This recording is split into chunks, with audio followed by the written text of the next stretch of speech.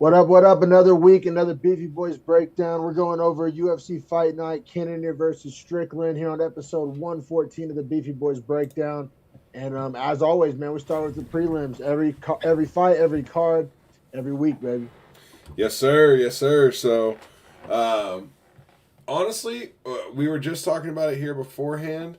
I was kind of saying that, these last few cards we've been getting, honestly, prelim cards that are just like insanely fire, right? But at the same time, the main card sometimes hasn't really been living up to the prelims, which is like a crazy expectation or thing to have happen, right? But, sorry, I'm trying to turn this down. It's a little bright tonight.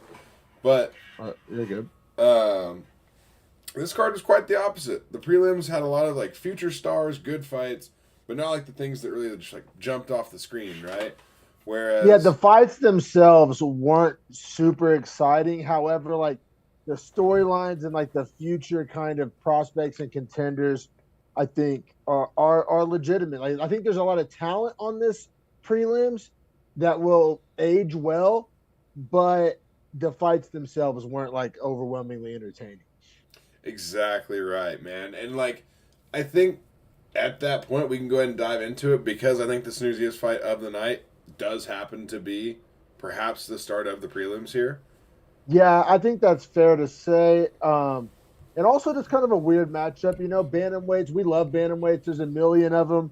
But even in my love of bantamweights, Journey Newsom doesn't usually come up in my conversations. You know what I mean? We dig deep. We dig deep in the bantamweights, but I don't know if we dig this deep. You know what I'm Bro, do saying? you ever have the problem? I have this problem with Journey Newsom where I always want to say Newsome because of Gavin Newsom and during Yeah, COVID because which that's is like when he started unfortunate. fighting. And I know you being from California, obviously during that time period. Oh yeah, yeah, yeah. And also as a fan of Tim Dillon, if you know, Oh, yeah, oh God. he loves going in on Newsom. But yeah, man, jerking the curtain. We got Journey Newson plus 270 dog against Sergey Morozov minus 325. And I gotta say, I mean, this was a big money line, and the fight, while being a little snoozy, was much closer and more competitive than the fat money line would have you believe. Yeah, no doubt, man. I actually thought the first round kind of hard to score because there was such a lack of damage by either guy. Both guys pretty fast. Morozov did kick the or check the kicks pretty well. Did get the takedown. I ended up giving it to him in that round 10-9 on my scorecard. Yeah, I thought this round was super close. Probably the hardest round to score in the fight. I gave it 10-9 Newsom. I thought what little damage was done in the round was done by Newsom. And whenever he was taken down, he got up like relatively quickly and easily without taking any damage or getting any subs threatened or anything. So, Morozov did have some good pressure, got the takedown, didn't really do dick with it. Did nothing, and, I and, and honestly, Newsom got back up to his feet really fast. Yeah, and like I said, very little damage, but what damage that was done in the round was, in my opinion, done by Newsom. Whatever, close round. But the real story of the fight is from there on out, rounds 2 and 3, Morozov kind of widens the gap a little bit. Yeah, no doubt. So one judge is going to agree with you here and give that round to Newsom. Or I'm sorry, two judges. One judge agrees with me here and gives it to Morozov. I Now, think that's fair. I'm definitely not dying on any hills for that type of round. Like oh when yeah, that round is that snoozy. and that's what we talk about all the time, right? Is that like rounds that are that snoozy are impossible to score because you're giving me so little to score and compare against it. Like the reason that I even scored it for Morozov or probably that judge was the fact that Newsom really didn't do much damage, and obviously neither did Morozov, but at least the takedown was something. I just thought of like a good maybe awful metaphor of just like why snoozy rounds are so hard to score. So it's like imagine like a snoozy football game at the end of the first quarter, it's 0-0. Well, guess what? It's 0-0 because nobody's done anything worth the points. But in Right. fighting, imagine getting to the end of the first quarter, neither team scored, and you have to like arbitrarily kind Award of a winner. award a winner of the quarter in a football game or a tie basketball game, or like you know what I mean? It's tough. And I think the football one or baseball, right? Neither team's gotten a hit, and you get to the end of the inning, and you're like, who won this inning? In any other sport, you'd be like, neither of them won the inning. But in MMA, especially in the UFC, score in 10-9 must system. that's kind of what it's like. It makes me want to like promote like the 9-9 kind of a thing more. You know what I mean? Like letting guys, because here's my argument: is not that Like you rounds tie are the a round. push. It's like when your leg your parlay falls out. Like it's a push. Like Right, and it's not necessarily that you tied per se in the round, but it is. But it's more saying like neither of you did anything to win this round, so you both. But it's not a 10-10. It's a 9-9. Like I see what you're saying. Like in a way, you both lost. Like to put it in real layman's caveman terms. Right, neither of you did anything spectacular enough to be awarded a 10 here. Yeah, for sure. I don't know, kind of like my little football quarter analogy. Like seriously, like if a 0-0 football game, who won? Well, that's a weird question to ask because you know what I mean. Like, right, no, I fully agree with you. I think it's a pretty on point analogy too. It's like it's just the scoring system, and I think it's been a huge. I'm kind of glad we're talking about it. It's been a huge topic of discussion in the UFC as far as like it has. How do you score fights? So I didn't realize this, man. You know, there's the judge Ron McCarthy, right? Yes, that's John McCarthy's son. Didn't know that. Me neither. I'll be honest. I learned it this week along with everybody else on Twitter. Heard him come out and call out his son though, and tell him like, no, you scored that Patty fight wrong. You're insane. Which, I mean, good that there can be open discourse and that he is being called out. Now, Doug Crosby, on the other hand, he is getting raked on the coals, deservedly so. Deservedly so. And also another thing that needs to happen ASAP. Like it's not a radical answer, and it's nothing like earth shattering. But like in the NBA and the NFL, if there's like a blatantly missed call on like Tuesday morning or whatever, the ref union or whatever will put out a statement saying we missed that one. Like I think that goes a long way with fans. Like it doesn't change anything, and maybe that's not the ultimate answer. And I know that's a lot of fight fans are searching for something more like radical and dramatic than that. But I think that'd be a fucking healthy way to start this conversation. At least be just transparent saying, and like take your responsibility. Yeah, that one's on me. I'll be better. Like that's all we really want. It's not that we expect these human beings to be perfect, but just it's that like, nothing is there's nothing done whenever it's so it just is allowed to be repeated. Like there's no recourse for the action. Yeah, and like there's not even an acknowledgement. That's what I'm saying. If we start, it's almost like an addict or whatever. Like you can't admit there, like until you admit there's a problem. You can't you're not stop. Gonna like. Yeah, you can't help yourself until you admit you need the help. So that's what I'm saying. Even if it was a fucking tweet, every Tuesday after the cards, every decision's reviewed by the athletic commission or whatever, and if there's anything real wonky, put out a fucking statement. Like I said, it doesn't change anything. I understand that, but I feel like it's a way to kind of earn some goodwill with the fans, a little transparency, a little, not responsibility, but what's the word? Like just owning up to it. You know what I mean? Just culpability. I don't know. Culpability. Yeah, that's what it is. Yeah, I was trying to think of it too. I was like, what is that word? Yeah. So I think that's really what accountability. That's it. Accountability. I think that's really what people like want. Yeah, like, I was looking at it in the sense of like blame, like culpability, Yeah, no, like I think both are true, right? Like it's them being accountable and like accepting like the fact that they can be wrong. Because right now it's like some weird like Chinese government shit. Like we do no wrong. Even if we do wrong, we don't acknowledge that it ever happened. Right. Like even if we fuck up, sorry about you.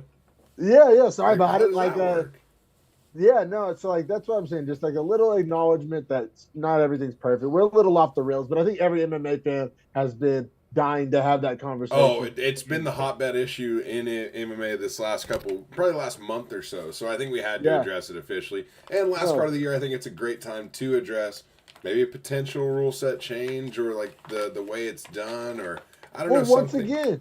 Like, I know there's no off-season in MMA, but this is as close as we get. What, a month off? One month, yeah. We get about a month, like, January 14th.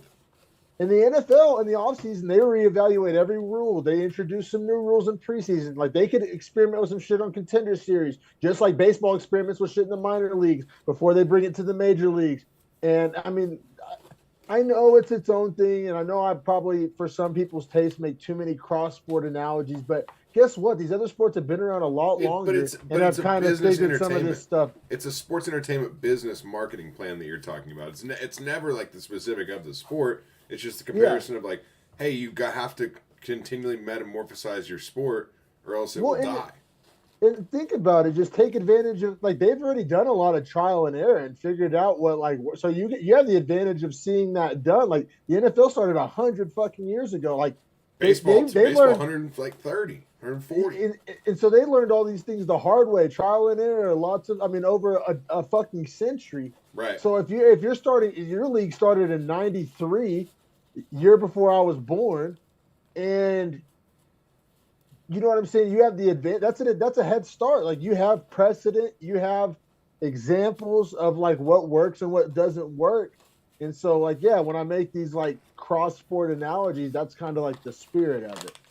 Well, it's almost like you should follow the model that's set in front of you, right? Like, there's obvious ways that like the NFL and the NBA market themselves to the consumer basis, and as far as the way they treat their players, their staff, and the way that they have their officiating crews accept responsibility, like we're talking about, for their mistakes, things like that. Like, Yeah. it's all part of the organization succeeding, growing, changing, and being better and making a better product because you're trying to sell a product. And like goodwill, like think about how much goodwill the NFL has, but like people will like go to bat, like fans, like you know what I'm saying? Like Yeah. people like rep the NFL and like Basketball, not as much. yeah, basketball not so much, but like the NFL, yeah, it's like brand integrity and like nobody really questions the NFL. I mean, you know what I'm saying? Like it's right now MMA has a couple stains on its shirt. You know what I Well, mean? I feel James Krause out here fixing fights, fucking around. yeah, man. Like this is gonna be looked at like as like a dark kind of era, I think, for MMA. I mean, I know it's bigger than ever, but that also means more spotlight on these oops a doodles. Also, the details about Conor McGregor that are coming out about how whenever he broke his leg, he had to exit the USADA testing pool because he was going to have to take some growth hormone like for his bone to like recover and heal correctly from where it was broken and how it happened. Yeah, yeah. And Luke Thomas talks about this all the time. Like that should be legal. Like if your doctor's Agreed, yeah. like But he just told them and it was like, so I'm going to remove myself from the pool and I'll just re-enter after the treatments are done. Well, who's to say he's not just getting the most juice in him right now? yeah, and I think I he's wonder about it definitely legitimately now. no. And he's putting out tweets talking about I'm going to fight at middleweight before it's all said and done, and like He that's looks like a pretty funny. middleweight. He probably walks around at like 190 right now, bro.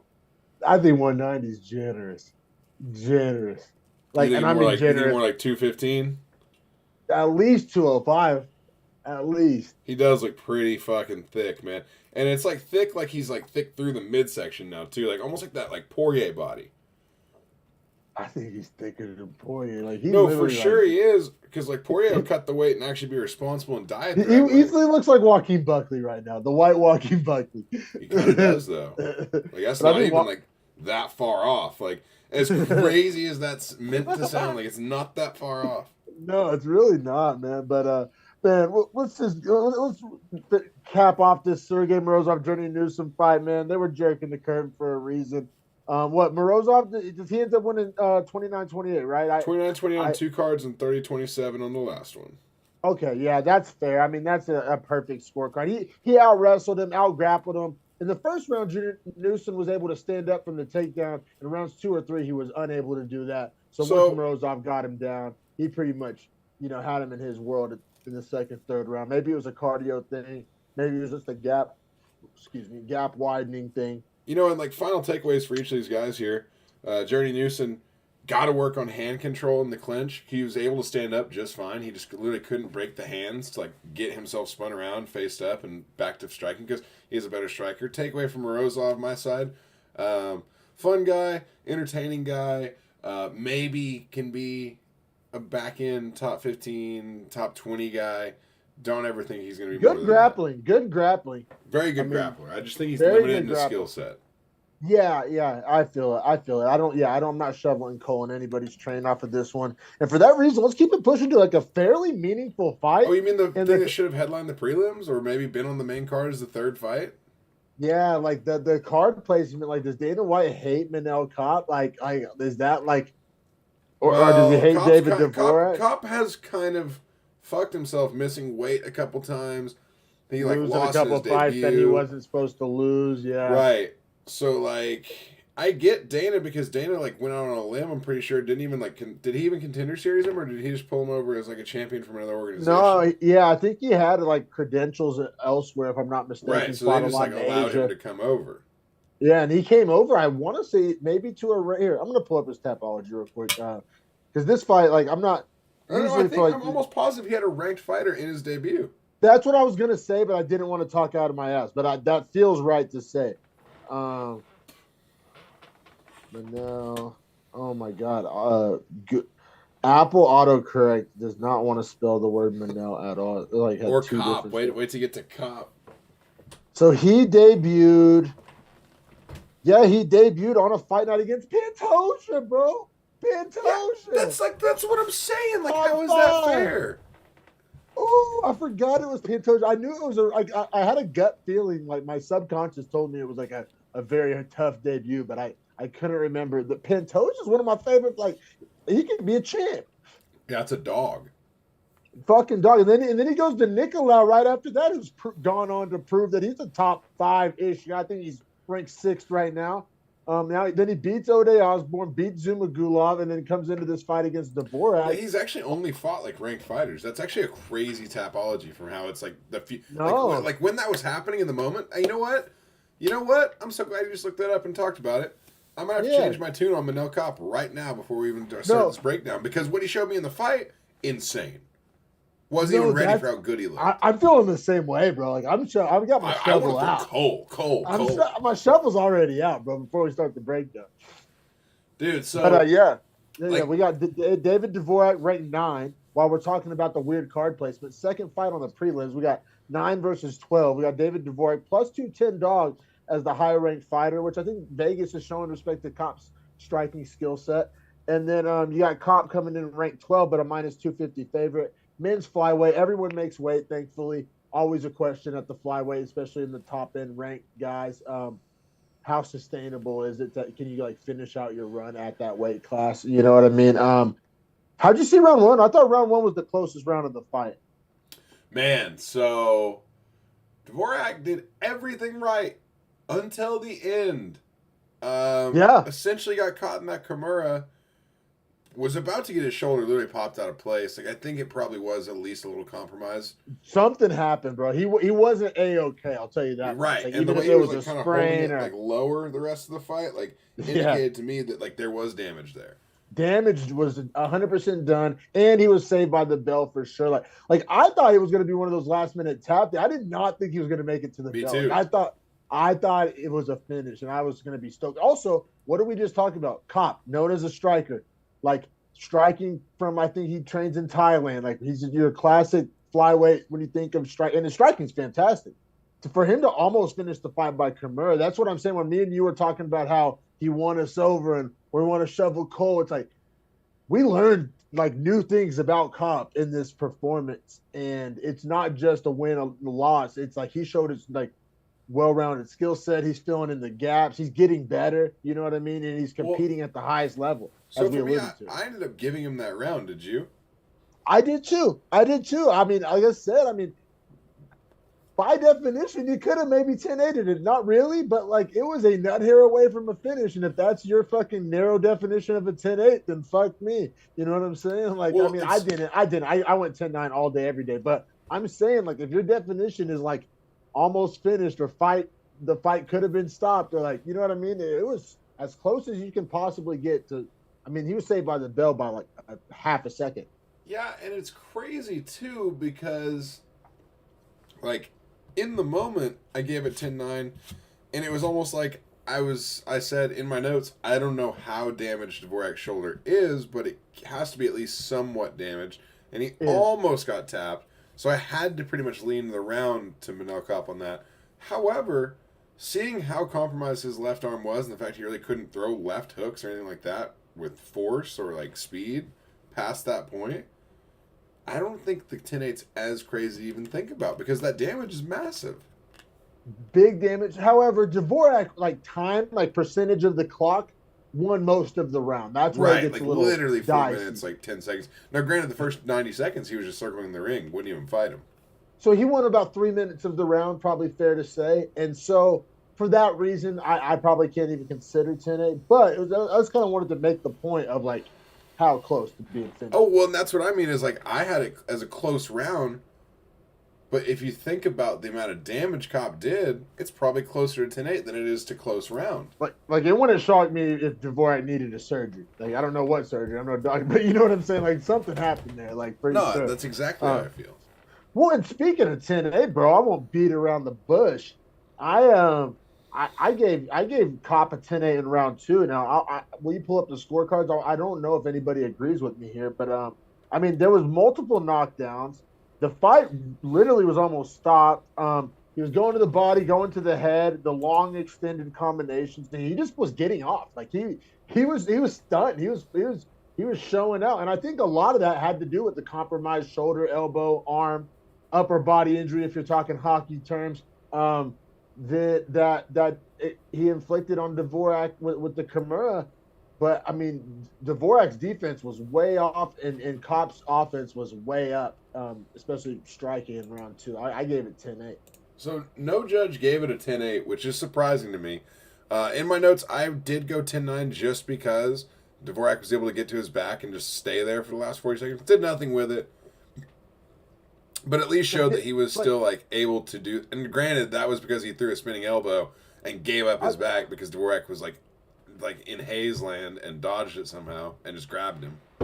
Yeah, for sure. He got a little wild with that spinning elbow, but yeah, I mean, you can make a Cop highlight reel out of that round alone. Like there was what, two or three knockdowns, or maybe two knockdowns and a wobble. Like I mean, he was hurting him. The damage was there.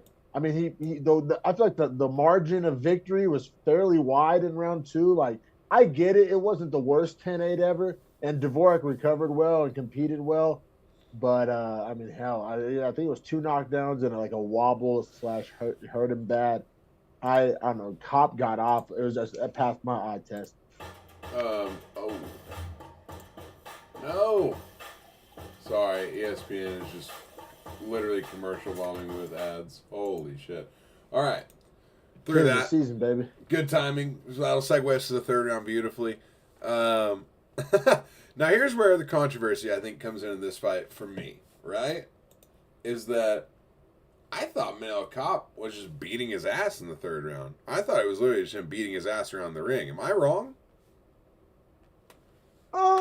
I wouldn't describe it exactly that way. Like in my notes, I gave it to 10-9 Cop. However, I did have in my notes also that like Dvorak's a dog and he kept landing clean at the end of the round and he was walking forward the whole round. Also, Cop got off. Like Cop, I mean the damage. Okay. He like kind of both are true. Like I thought Dvorak showed a lot of heart. With you. Like showed a lot of dog. Let his nuts hang out. Like he's a fucking tough son of a bitch. But Cop, like from a who's winning this fight perspective, was getting off for sure. So I ended up scoring at 30-27 to Cop. I got it 30-26. Yeah, nobody agreed with me. Two judges have it that way. However, one judge does have the 29-28, which I guess after talking about round three, maybe. Yeah, I don't love it because, like I said, Dvorak showed you like nothing I described. Like you don't score like, being a dog on a scorecard. That's what I'm saying. Is like, you know what I'm saying? Like it was impressive. Like I even put it too. Dvorak's a warrior for making it to a decision, but I scored at 30-27. Like it made me like him more, but it has nothing to do with my scorecard. Like you know what I'm saying? That's like, exactly right.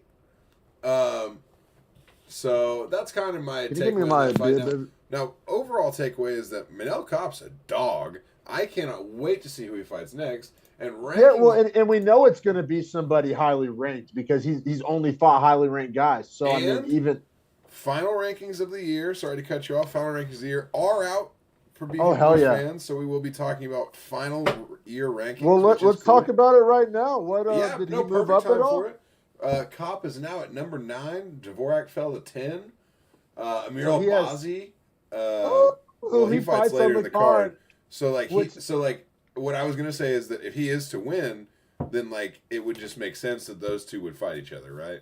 It would make a lot of sense. And Albazi does have the late replacement fighter, which I thought was crazy that their fight stayed where it was, but the fight, Manel Kape and Dvorak, didn't get pushed up. Like, that to me was like, what in the fuck? Well, I think they were putting a lot of respect on Albazi's name. I think Albazi's like a problem in this division, and I can't wait to talk about him. Oh, yeah, he'll be main card. But this next fight, I mean, we can go ahead and segue it on if you want. Keep it pushing. A different contender is in this next fight. Is that what you're talking about? We got it. Fuck me, Radinov.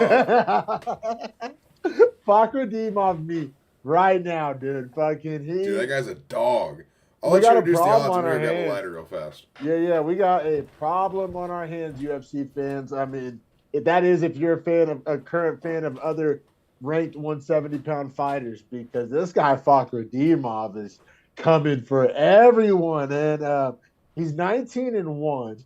Comes in at only a -155 favorite. I think that shows a little level of, in my opinion, how Vegas feels about his level of competition coming into this one. Brian Battle, Ultimate Fighter winner Brian Battle, former middleweight, dropped down to welterweight. Brian Battle, I mean, I like Brian Battle a lot. Plus 135. I mentioned this fight take place in 170 pounds.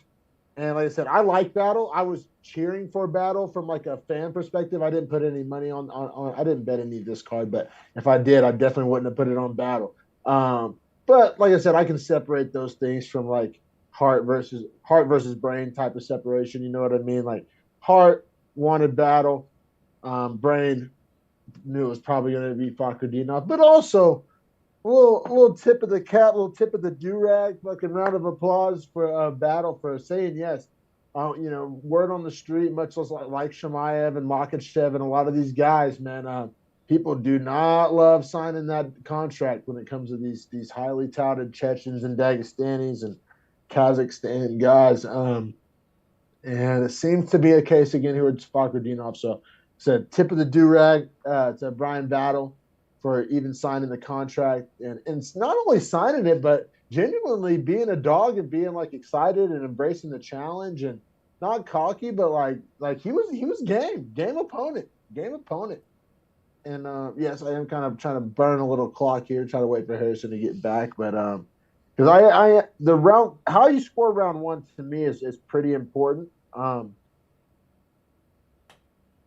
don't think I'm spoiling anything by saying like it's not a matter of how much or who won each round. It's a question of how much they won it by. Actually, ends up being relevant to scorecards. And I'm just saying. Sorry about that. I had to use the stove. That is tough. Stove for what, to light your blunt? Yeah, and it's electric.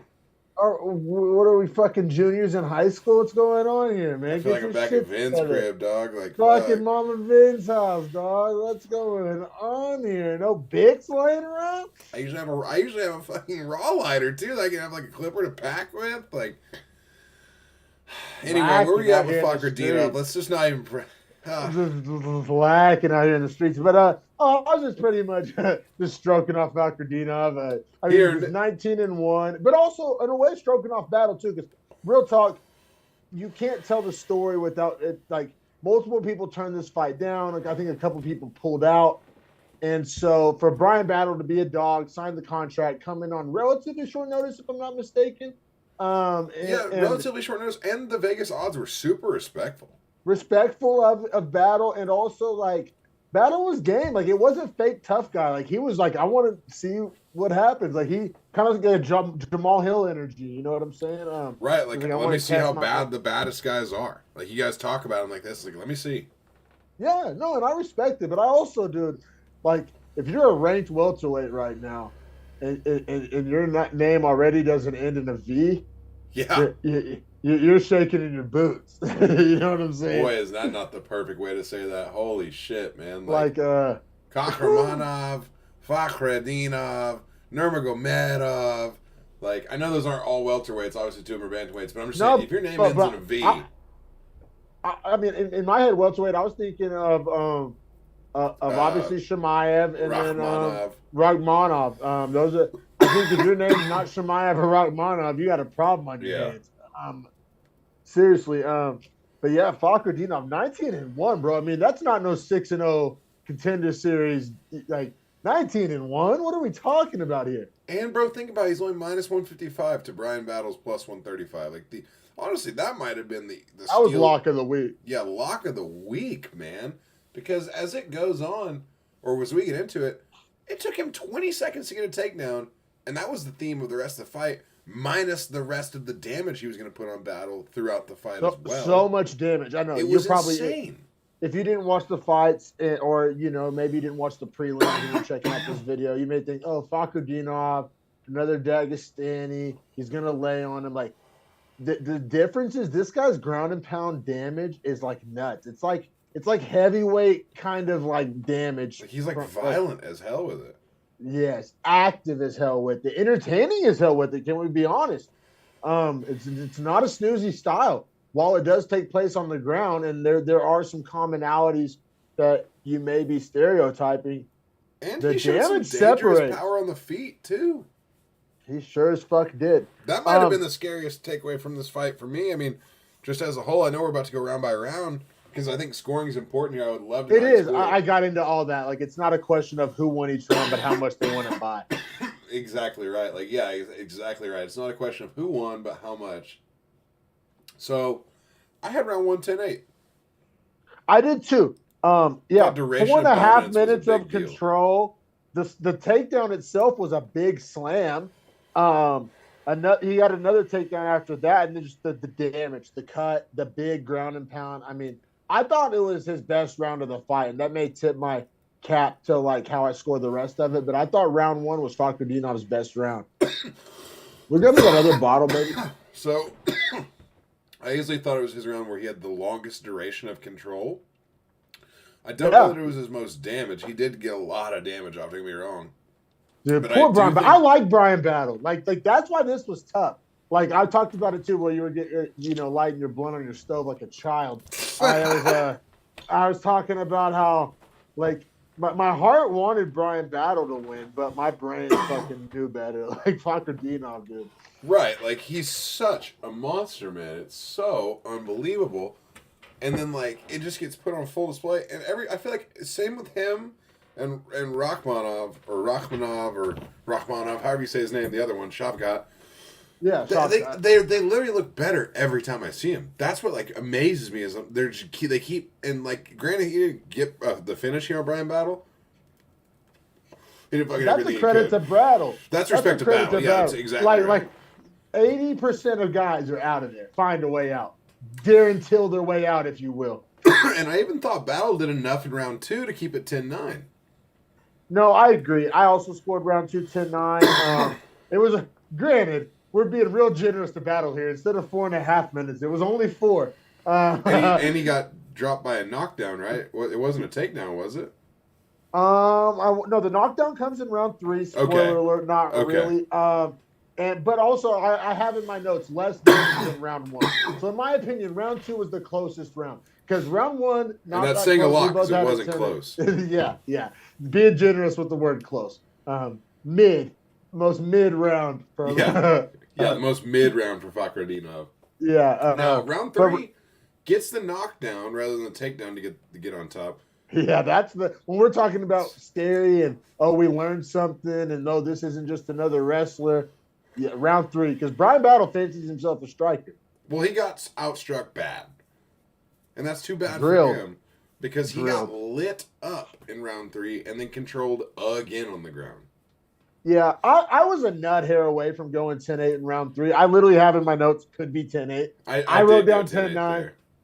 You're not wrong. I think a couple judges did, if I'm not mistaken. The one judge that handed out no 10-8s, hey, John McCarthy's son, what the fuck does he have to do? Yeah, he's going to have to get another talking to. He's going to have to get another talking to from Papa John. Not that Papa John, not your racist pizza, Papa John, but I ordered 40 pizzas.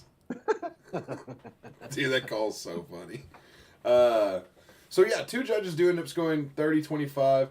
You had 30-26. Nobody agreed with me. Huh? Nobody agreed with me. Well, Ron McCarthy's drunk ass scored a 30-27. Like, I guess Brian Battle literally needed to like get dragged on a stretcher for it to be a 10-8.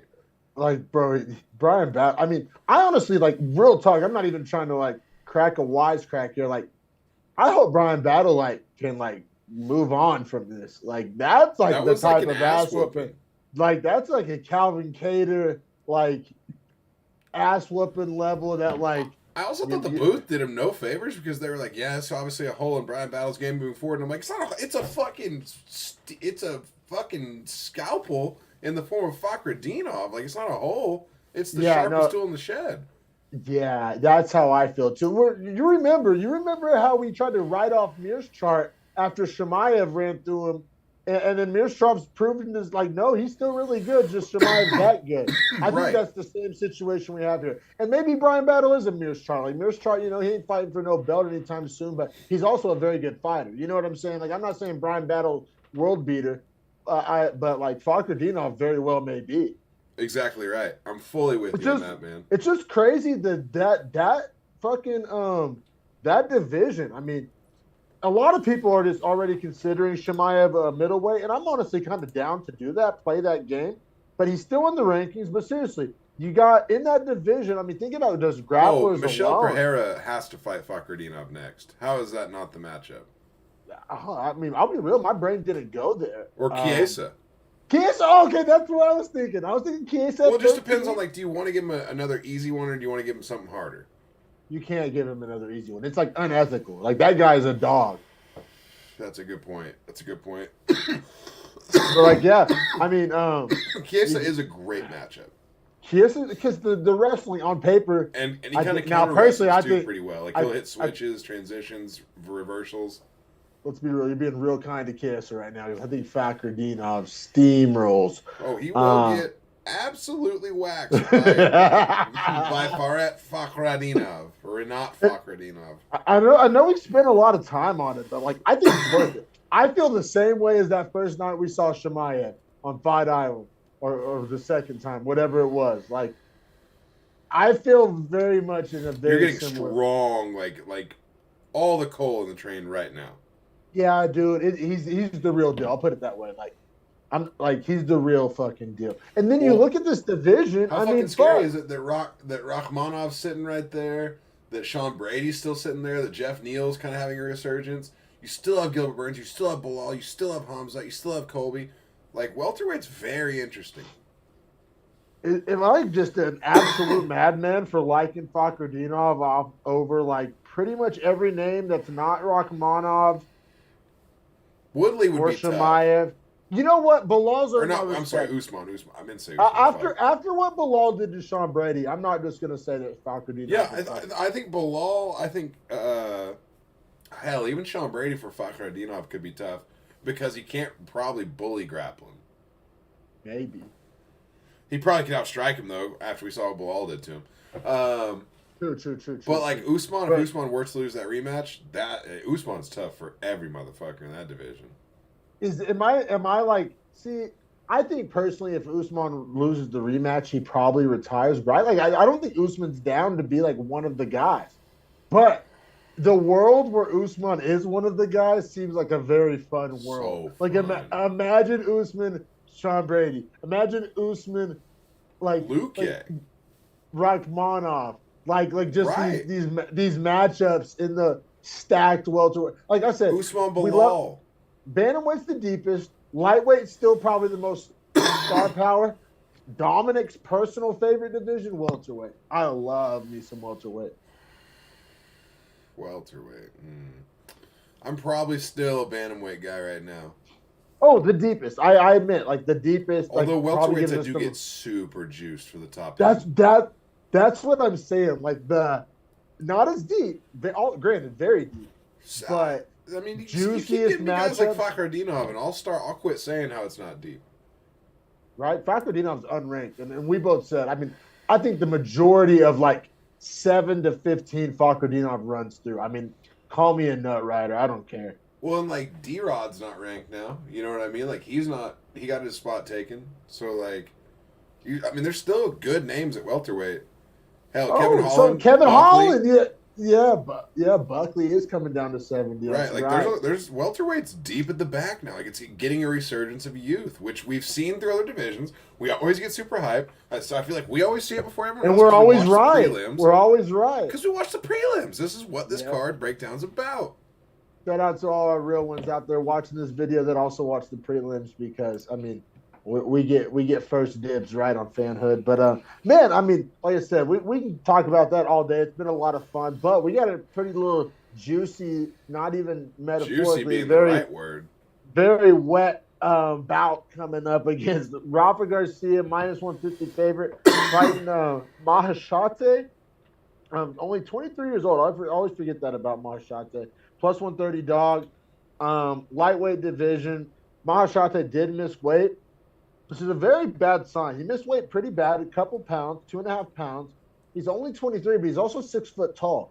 Bro, he's gonna have to go to welter. Like because he also like, I mean, as we're gonna get through it in the fight, his cardio did not hold up. So clearly the cut drains him. No, he has a brutal cut. You can tell. I was telling my wife watched this fight with me, and I was telling her the whole time, like, this guy's going to have to go to welter, which does not bode well for him. No, like, because he's slightly small for welter.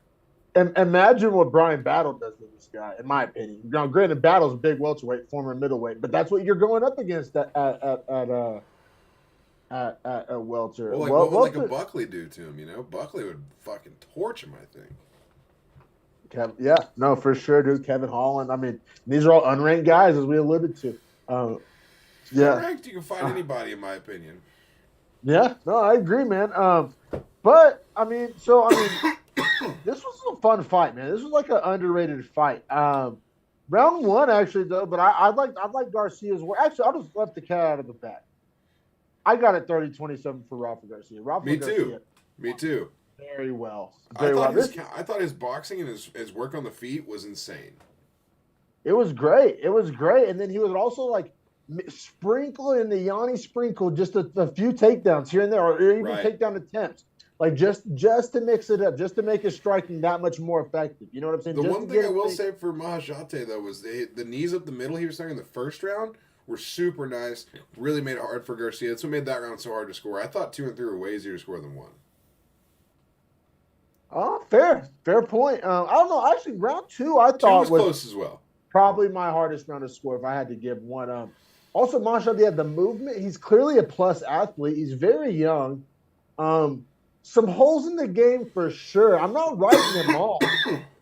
I don't know if he's in the right weight class. I don't know if he's in the right camp.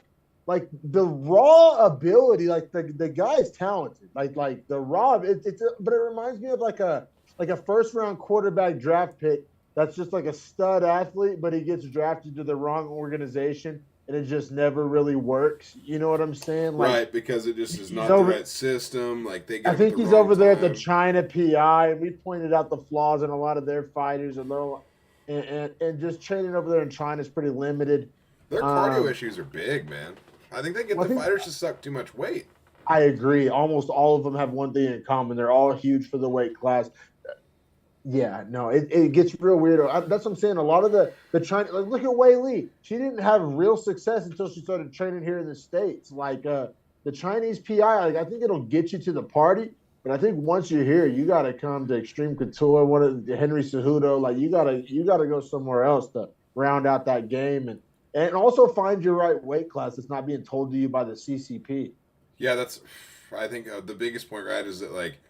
The freedom to be like your best self here. Yeah. Because they're probably trying to fill weight classes over there, to be quite honest. And fill weight classes, and also, yeah, just like, I mean, imagine you're not like, imagine just being oppressed. Like, you're not going to be like the best, like, version of yourself. They'd rather have a guy at 35, 45, 55 than 3 guys at 45.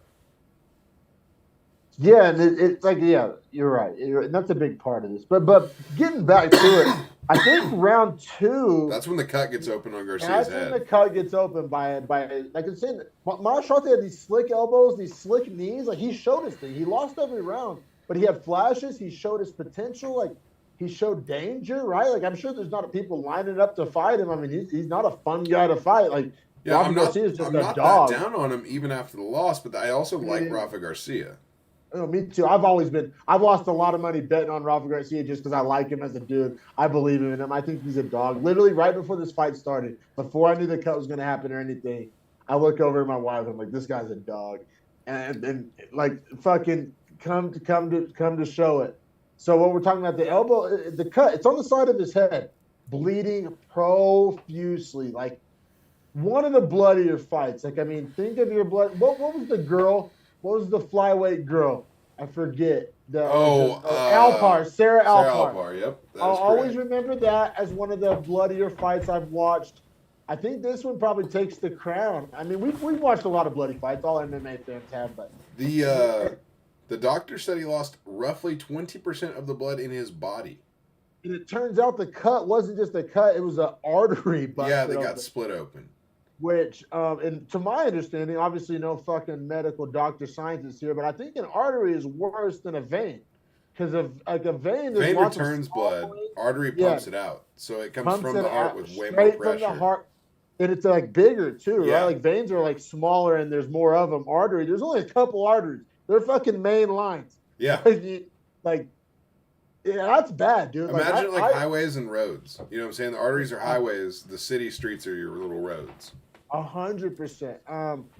And I don't know if this is even a hot take, but like just like I actually think this is going to change MMA because all throughout the whole fight, it looked very bad. I mean, mind you, the doctor was not even called in to look at the cut, which I honestly thought it should have been. And I'm not a softie. I'm not some bleeding heart. I legit was shocked. I've seen the doctors called in for a whole lot less. So I'm just like, what's going on here? Now, the commentators the whole time was talking about, oh, it's on the side of the head. It's not going into the eyes. Therefore, they won't call for the doctor to look at it. That's over with. Now that we know it was an artery and he lost 20%, like that could have ended very badly. Like could have. Like if that's a 5-round fight, like Or he's just going to pass out at some point, and then it's like, what do we do? Like if that 20% goes to 35, 40%, that's real bad. Right. So I think personally, I'm not saying they call fights for cuts like that, but I'm saying the doctor comes in because I'll be real, a doctor should have come in and a doctor would have known it was an artery, and we probably should have gotten into the hospital. Like seriously, like for those that have watched this podcast a while, I mean, we're 114 episodes deep. Go back and look. I don't say that type of shit often. I usually hate when fights are stopped early. I'm not some guy who's like a pacifist. Like I do think that like Rafa Garcia needed medical attention, and like that was a fight worth stopping. And I think moving forward, it won't have to be going into your eyes. I think it has to get stitched up too. I don't think you can just clot it and pack it. Like as an artery, I think it's too big. Yeah, no, like that's what I'm saying, dude. Like the guy needed to be in a hospital. Like the whole third round, he should have already been on his way to the hospital. And like as a UFC fan, especially a prelim fight, I'm cool with that. Like I didn't need to see that third. No, Rafa goes on to win the fight 30-27. And dogged him in the third round. Yeah, no, the cut didn't slow him. He didn't give a fuck. Like imagine losing that much blood and your cardio is still that good. When like you have to be lightheaded. I've lost way less blood than that and been lightheaded. That's what I mean.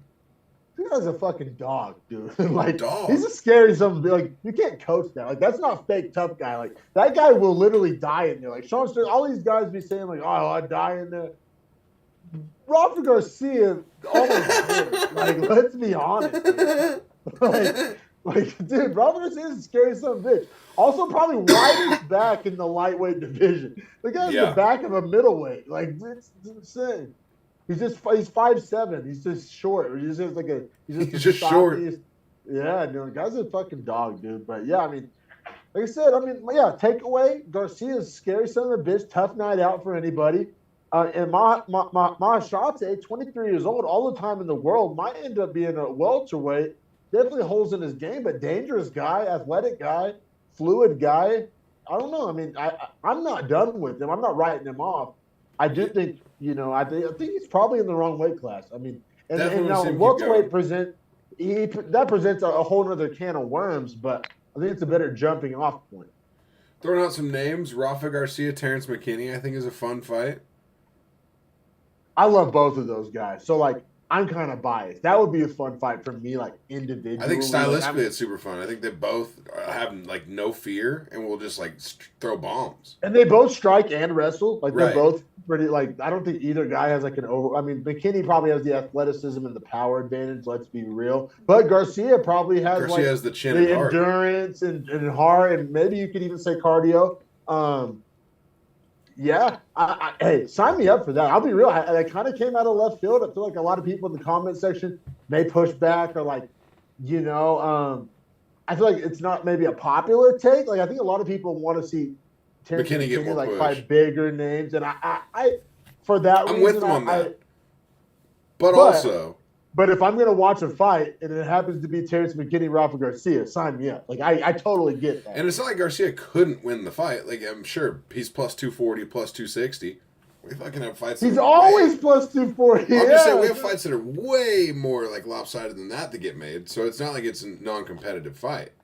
And dogs bigger than that than wins. So yeah, Exactly. no, for sure, dude. I'm with it. I'm with it. But hey, we'll keep it pushing because we have actual relevant bantamweights to. Bantamweight breakdown. Hopefully, Yeah, someone got in the bantamweight. rankings. This is see now these are the type of bantamweights where we get juiced about. I know we kind of shitted on Journey Newson earlier, but like seriously, we have guys like Said Nurmagomedov and Sadykhov Kakhramonov that aren't ranked. Well, Saeed's ranked 15. Sadykhov is not ranked, but this is a coin toss pick 'em, minus 105 to minus 115. Kakhramonov slightly favored, which was kind of shocking to me. Kakhramonov, very cool guy. He's one of these guys. That's why I love the UFC. It's still kind of small enough where some of these guys are accessible. Like Kakhramonov, I think he has like less than 1,000 Twitter followers, and I've personally like gone back and forth with. He also bets on fight or used to, hopefully used to. He's not getting our boy caught up, but He was we used probably to in that talk. one percenters club. Fucking getting Krause's group text, but me and Kakhramonov have gone like talked a few times. He watches every card. He used to bet every card. He's a fun guy and he's accessible. Like I said, he's like, and I'm sure that'll change it. This is a big fight for him, win or lose. This kind of I feel like this is a big moment in his career. But yeah, I don't know. Just kind of wanted to. I'm not trying to shine my own wheels here, but yeah, Kakhramonov, he's been nice to the Beefy Boys Twitter account. He's gone back and forth. I think he maybe retweeted a thing or two. The guy's shown us a little bit of love. So I like Sadykhov. Now Saeed Nurmagomedov is a problem.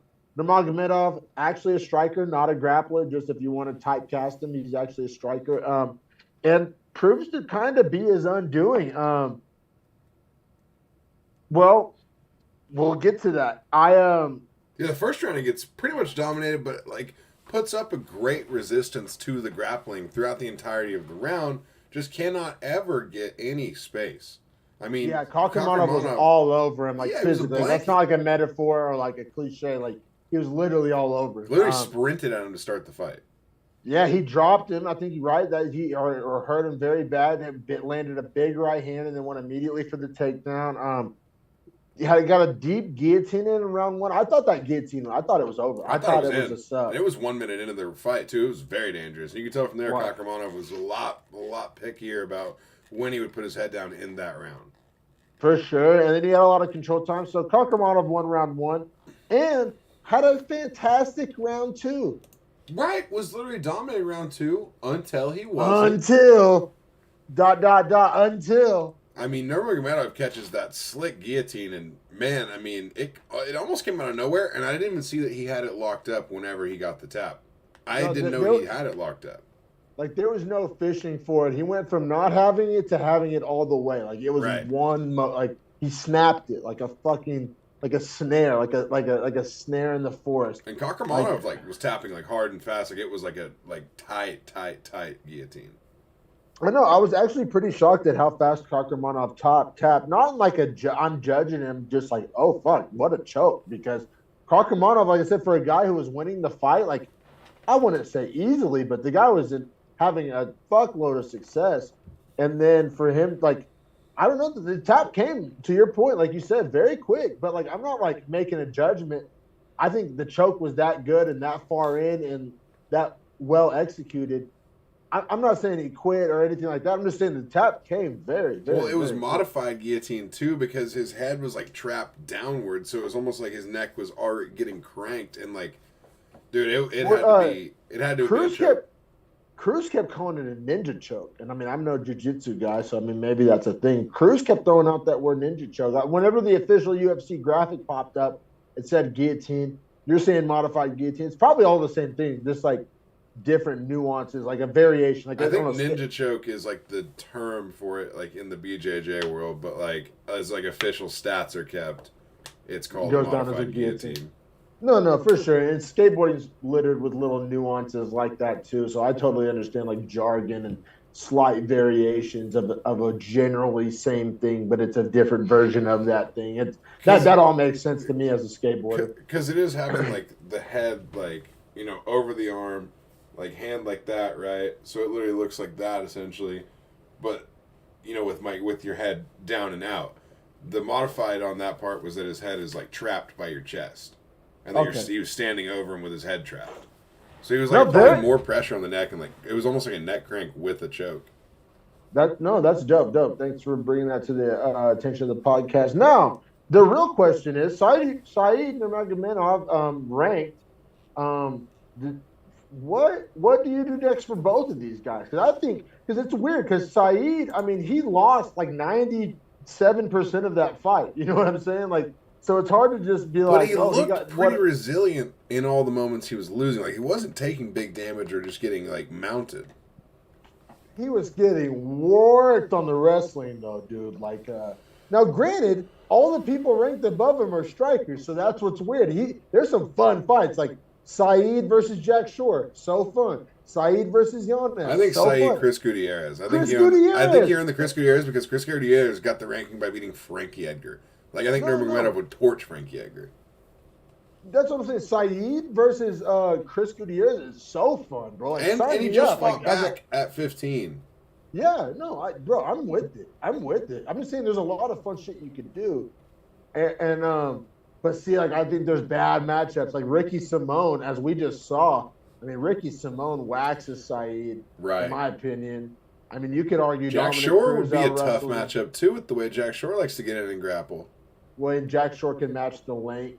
Yanez, I think, would be fun because Yanez physically, like, on paper, reach and all that doesn't match up at all. But the boxing, he's so slick, such a good striker. He's so slick. I think that'd be a lot of fun. I mean, I don't think you can go wrong. Shore, Yanez, Gutierrez, I mean, those are all electric fights with Nurmagomedov. Like, those are fun. I kind of can't wait for guys like Rob Font, Cruz, and Munoz to be, like, out of here. I'm over Rob Fabrant for sure. I'm definitely over Fabrant. Like, he hasn't fought in so long. Like, he's just camping on that spot. I mean, but the top five's so good. Jesus Christ. It's still weird for me seeing O'Malley's name in that top five. Not going to be real. Like number one? In that top one. You mean that top one?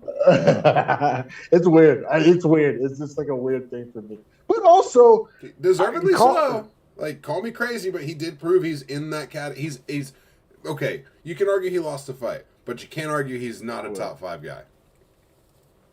Bro, I'll be real. I'm not convinced he beat Sandhagen. I'm saying he could. I'm saying him and Cheeto and Sandhagen all have a beautiful fight, and I think he dogs Fabrant, and I think Cruz struggles with him too. No, the Corey Sandhagen's the cutoff. Well, I say that, but then you got the Umars of the world. Well, they got to earn it. They got to. Well, did Sean it though? Like he. Yeah, that's what I'm saying. It's tough. Like Ricky Simone's fought like a harder track record than Sean O'Malley, minus how he on. No, for sure, and I love me some Ricky Simone. I haven't like. There's a few guys who I think like it's not absurd to think that they like fight for a belt, like Umar, Ricky. Dude, they should feed Fabrant to Ricky and then Song Yadong to Umar. Oh, I'm here for it. That's like. We're on the same page. Like my bantamweight division, like how I want to see it looks a whole lot like that. Like seriously, we love bantamweights. What can you say? I mean, Nurmagomedov pulled victory out of the jaws of defeat. You know, kind of stole one, if you ask me. Like he was getting worked. Like he was like not damage wise, but just work wise and position wise, and just I mean, he was losing like.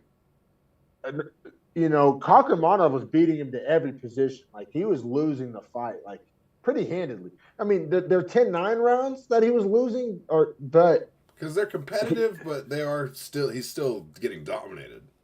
Yeah, I thought so. Just control-wise, not damage-wise. Said to be said, like, I'm not done with Kakramanov. Like, there's a million guys for him to fight, probably not ranked after this. Probably needs to win one or two to get another ranked fight, but he could do that. Like, he probably does do that. Like, I'm fine with that. Like, Kakramanov fights I mean, there's a million guys for him to fight. Like literally, not even worth our time to get into it. But he goes and gets 2 wins.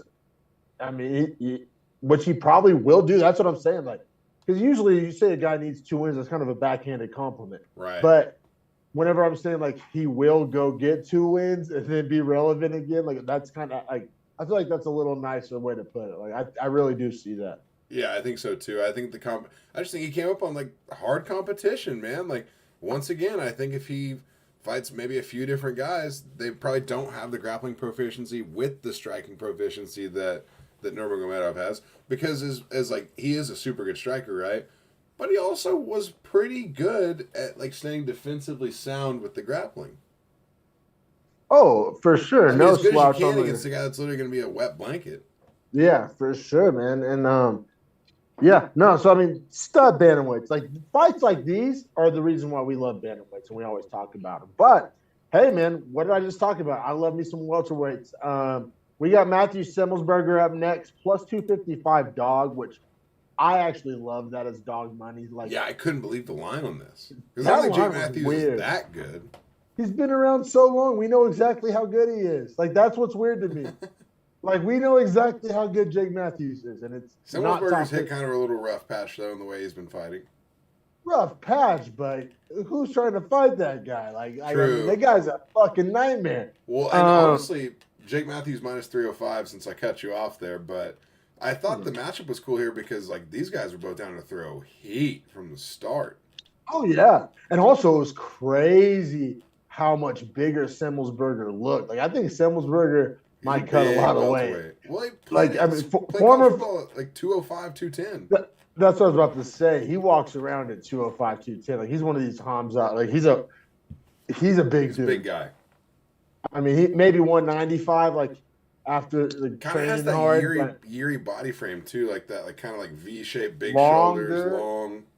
Yeah, dude. No, I mean, athletically, like if you were to like build a video game character, like just height and weight and reach wise, it'd probably look a lot like Semmelsberger. No, yeah, no doubt, man. And like for as much as I was saying they were throwing heat, neither guy was really landing in the first 2 minutes. They're being super respectful, keeping that distance. Yeah, but we all knew. We all knew it was coming. We all knew. Like I had no faith. Like I mean, I had so much faith. Like I was never once like, oh, this is going to end up being a snoozer. I'm like, no, it just hasn't happened yet. Well, the fight was essentially going to come down to Matthews trying to land the left hook and Semmelsberger coming with crazy right leg overhands and straights and crosses. And we're gonna have to be careful on the verbiage here, because Matthews' last name is Semmelsberger's first name. I was like, well, no, it was Jake. I was like, oh, I see what you did there. Like, I don't know. I didn't think about that, but I did notice whenever they were introducing it said Matthews Semmelsberger, and I was like, oh, you're just gonna put the one guy's name. And I was like, oh no, that's the verses. Like, holy shit. Yeah. So yeah, good point. That was funny.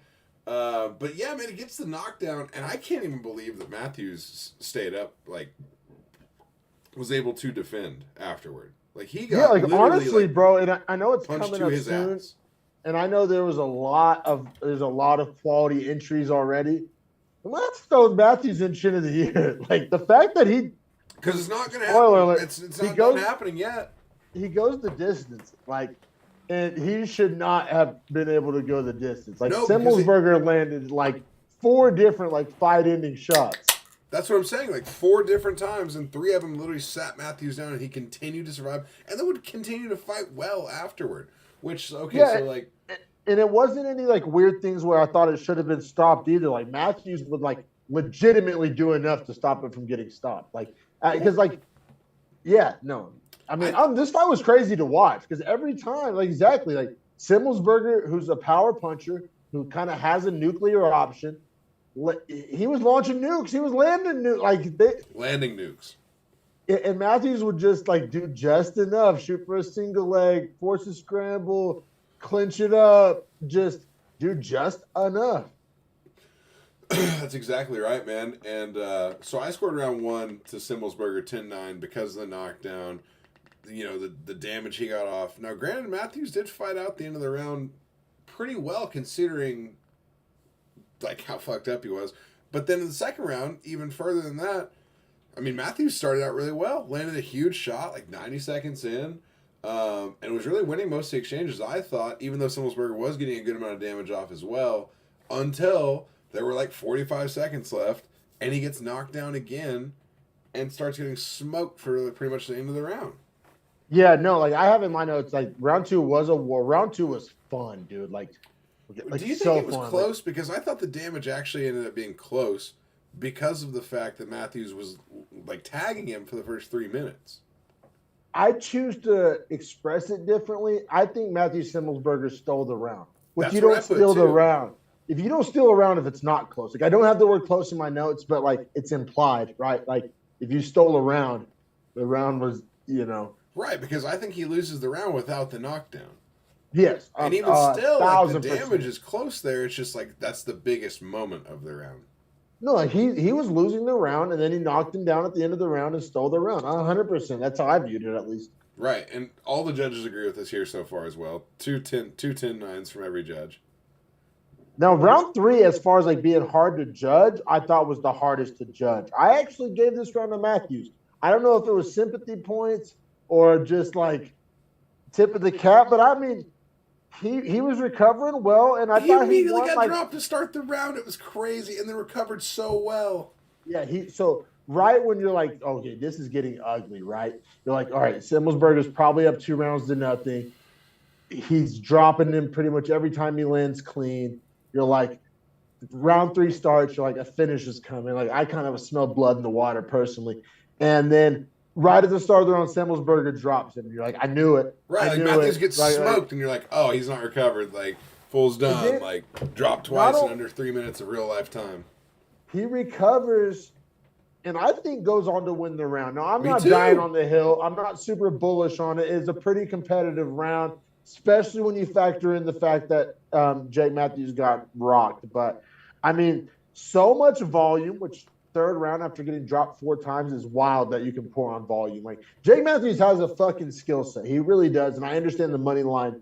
He's low-key a Terminator in there, too, man. Like, if you're going to keep dropping him and he can't be finished, pretty much, like, that's insane.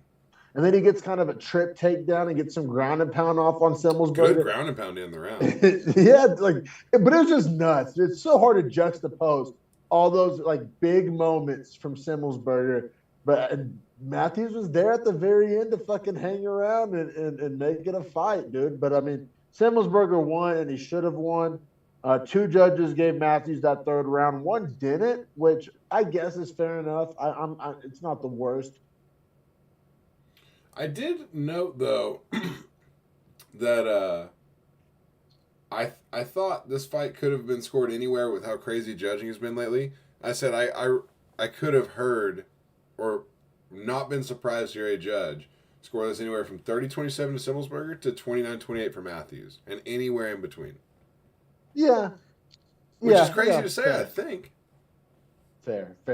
But that being said, I mean, I know I'm not trying to claim to be a super genius here. I think Matthews is about as good as unranked welterweight. Now, I know we talked about Fakrdinov. It's hard to even consider him that. But, like, as far as gatekeepers go, I think Matthews is a hell of a test to pass. And Li Jingliang's sitting there at 15. Semelsberger Jingliang's fun. I kind of like Semelsberger D-Rod. Also fun. Also I wouldn't mind seeing Semelsberger get one more unranked just to prove. Because welterweight is, like, there's guys that deserve those shots, I think. And he's had some else. You're right. I'm probably being prisoner of the moment. Although, my statement that Semelsberger Jingliang is an awesome fight, I stand by that. That stands. But as far as being deserving, and the fact that D-Rod was ranked, like, fucking, 6 calendar days ago or whatever, like, right. Pretty much same thing, right? Like, there's not a big, like, prestige. Oh, yeah. If you can beat D-Rod, you pretty much get to fight 14, 13, 12. Exactly. So, yeah, no. But I think what we're saying is that, like, Semelsberger is fucking knocking on the door at the back end. Semelsberger Kevin Holland is fun as fuck, too. Oh, my God. God damn, that fight's fun. Welcome Buckley to the division. Or what if Semelsberger Buckley, just like somebody's going to sleep for sure. Oh, God. All right, there's great fights at welterweight on the unranked end. Welterweight actually has great personalities for their fighters, but We can keep it pushing to the Favorite division? Well, you don't got to tell me. Yeah, fair. And the personalities are literally the best on earth. Like, if you count Shemaev in there with Colby and Usman and Masvidal, Gilbert Burns, Wonder Boy, Bilal. Like, there's personality for days at welterweight. Fucking hell, awesome. Even Chiesa and those guys. Yeah, on the mic for sure. Yeah, no, all of them. D-Rod, I mean, fucking, they're all sick. Kevin Holland, Buckley, fuck it, all of them. Yeah, welterweight does have the sickest personalities. I never thought about it, but it really does. Like the deepest run of personalities. It's the best division, bro. It's the best division. It's also like the most like, because most of those guys probably walk around 190 to 205, so they're the most like regular, just like kind of bigger dudes. Yeah, no, welterweight. I love welterweight for sure. No, that being said, there's two ways to view this feature prelim. We got Cheyenne Vlismas minus 180 taking on Corey McKenna plus 150. Ooh, boring. This was boring. Fuck this fight. See, I don't know. I kind of like both of these girls. Like, but that's like a personal thing. This fight should not have been the feature prelim. This isn't Cheyenne Buys, is it? Like, that's not. It is her, is it? It's her. Okay. Yeah, Cheyenne Buys. She's now way more tan than I was used to her being. Oh yeah, got the red lipstick on. You know what I'm saying? But and then Corey McKenna, I like them both. Like they're both like some of my favorite strawweight prospects. So like, in like a personal thing, like I was fine. Like I was stoked and kind of happy for them that they got this opportunity as a featured prelim. But like objectively looking at it, taking my fanhood out of it, fight had no business being the featured prelim. So I don't know. I'm honest. I can see both sides. I can. How Cap and Dvorak is not in this fight spot is just it's weird. It makes no sense. It's weird. Or Fakadinov. Like clearly they're trying to give some push to someone here. I think it's Vlismas. I think it is too. Now what is she doing behind the scenes? I don't know what you're trying to imply toxically over there, but she owed Sharks a lot of money. Maybe she was giving tips on the old Krause situation. Oh, that's where I thought you were doing different tips, but yeah, I mean, Dana does love a scepter to be polished. But no, man, I don't know. I like Cheyenne Vlismas' story. I like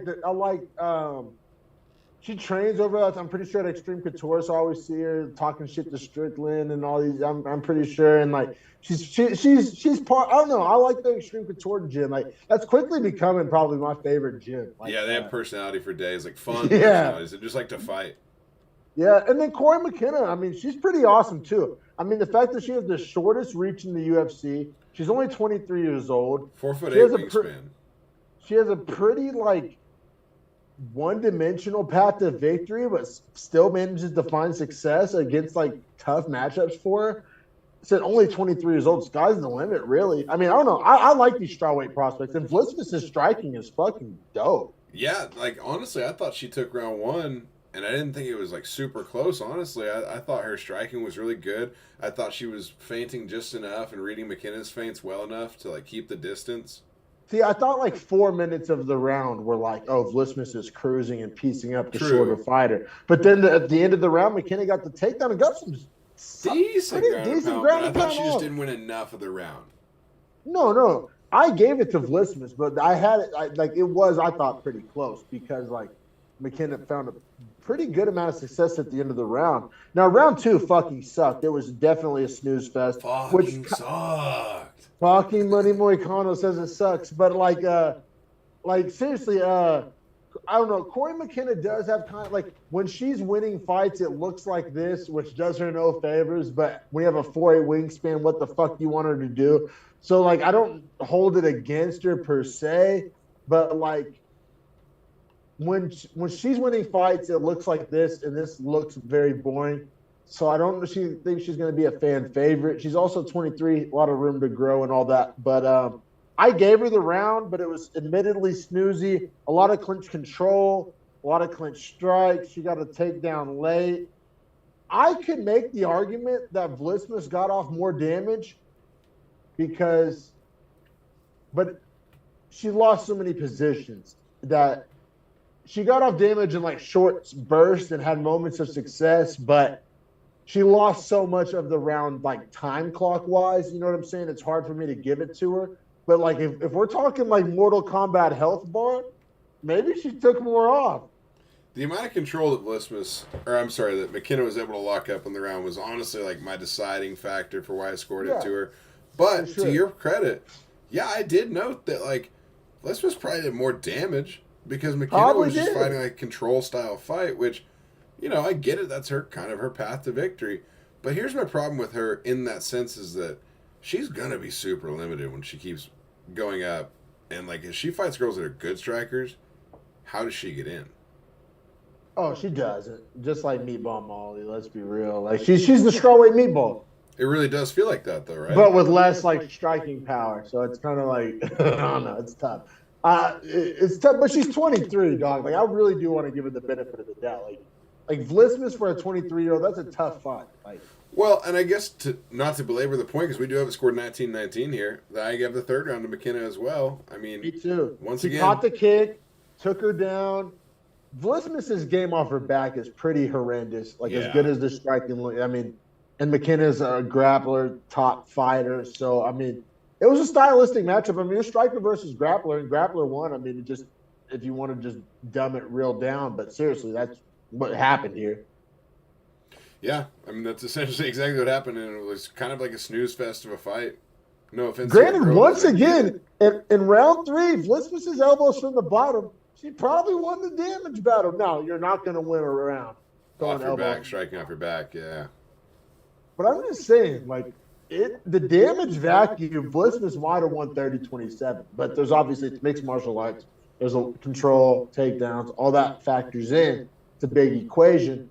But if damage was the only part of the equation, Vlismas might have 30-27 this. But, I mean, that's like...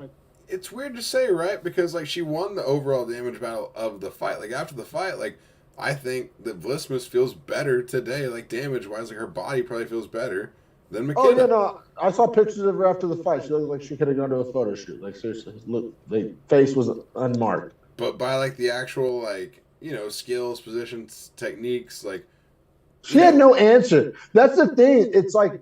Even if she tried a few things and it didn't work, like she wasn't even able to try anything. Like I don't think she had any sweep attempts or like didn't really throw up any subs. Like the elbows off the back were the bright spot of the whole last 10 minutes of the fight, and you're not going to win a fight that way.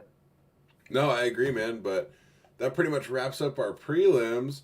We do have a 6-fight main card coming up, and it does have all of the bonuses. Yeah, no bonuses on the prelims. I don't hate that. I mean, I don't know. Because does Nurmagomedov deserve one for? No, he lost the whole fight pretty much. Now you could argue Fakhretdinov, or you could argue Kopp. Yeah, I thought Fakhretdinov performance of the night. Kopp, yeah, I think there's some weird politics going on there with Kopp. There has to be, and it's one of those things. I wish there was like a dog bonus. I think Rafa Garcia probably got a Dana Duffel. Like, I don't know. You're right. Doesn't deserve performance of the night. Doesn't deserve fight of the night. But goddamn, I'd like to see. I hope somebody Venmo'd him or something. No, yeah, exactly right, man. And then, as far as the main card, like I said in the start, this is one of those main cards you don't want to miss because it was a pretty damn good main card. So much fun. Like I haven't enjoyed watching a card just like oh fuck, that was really cool to fucking watch. Like this was a fun, at least fight night wise. Hell, even going the past couple pay-per-views have been a little sus. Like this one felt as pretty much as good as the fight night before the pay-per-view was better than the pay-per-view in my opinion. Yeah, true that. But yeah, we'll be right back with the main card. Yes, sir. Don't forget to like.